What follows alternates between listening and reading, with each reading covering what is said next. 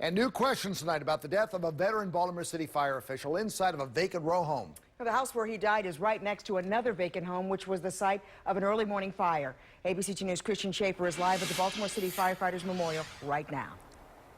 Yeah, Jamie and Kelly, as you can see behind me, a wreath has been laid in honor of Lieutenant James Bethea, who died this morning. Investigators still don't know how he died or why he was left there for all those hours after the other firefighters left. But tonight, a neighbor says this was a fire that didn't have to happen at all.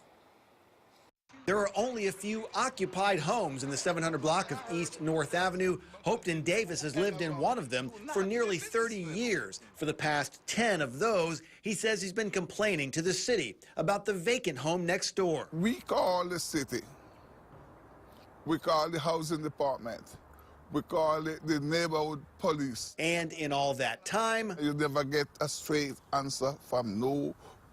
And so the house is still just sitting there vacant. This morning, it caught fire on an upper floor. Hopeton Davis says that's where drug users usually go until they're chased away by police, and then they come back. You have people move in and out.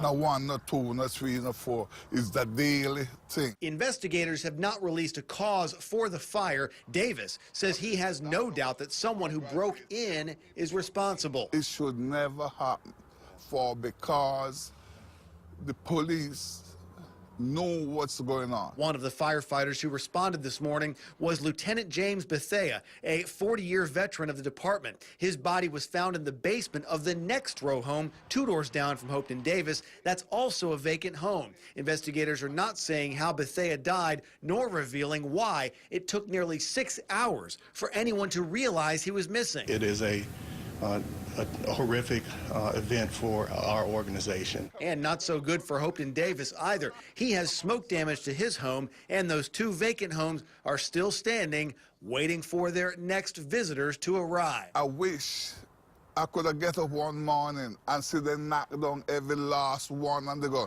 I'd rather see the open space more than see these old raggedy houses.